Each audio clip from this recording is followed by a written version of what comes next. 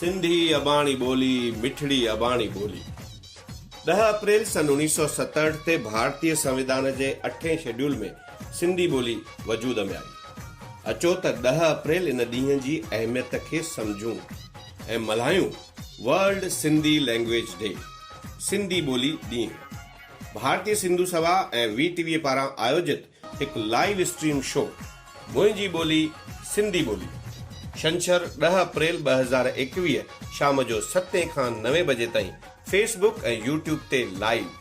देश दुनिया जा सभई दर्शक ही कार्यक्रम फेसबुक ते वीटीवी प्रोडक्शन पेज ऐं यूट्यूब ते वीटीवी चैनल ते ॾिसी सघंदा। वीटीवी जे हुनरमंद कलाकारनि जे कला जो रंग ऐं दुनिया भर जे कुंड कर्शमा कुर्ब वरी कोठ ते पधारियल मान वारनि शख्सियतुनि जो संग।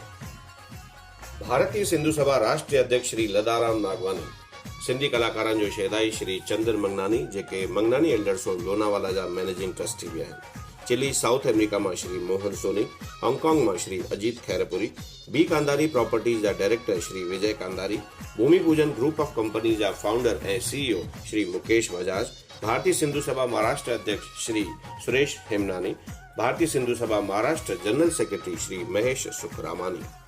इन्हनि सभिनी आला शख्सियतुनि जी मौजूदगीअ में सिंधी ॿोलीअ खे पंहिंजो हक़ ॾियारण जो प्रण करण वारा वीटीवी जा कलाकार पंहिंजे कला जे रंग में तव्हां सभिनी खे रंगे छॾींदा। यादि रखंदा वीटीवी ऐं भारतीय सिंधु सभा पारां लाइव स्ट्रीम शो मुंहिंजी ॿोली सिंधी ॿोली छंछर शाम जो 7 खां 9 बजे ताईं फेसबुक ते वीटीवी प्रोडक्शन पेज ऐं यूट्यूब ते वीटीवी चैनल।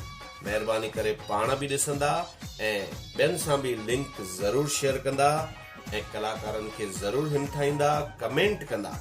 मुंहिंजी ॿोली सिंधी ॿोली।